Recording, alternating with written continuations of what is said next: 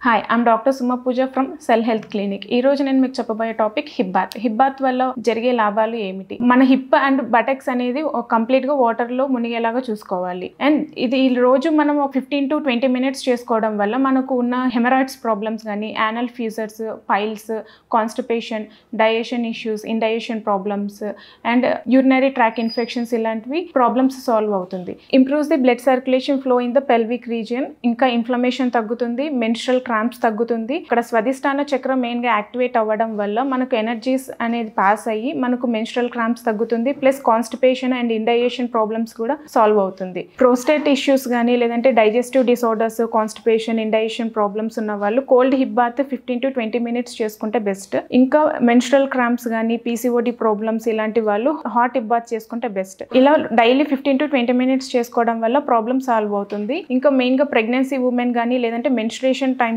ఉన్నప్పుడు కానీ hip bath avoid చేసుకుంటే బెస్ట్.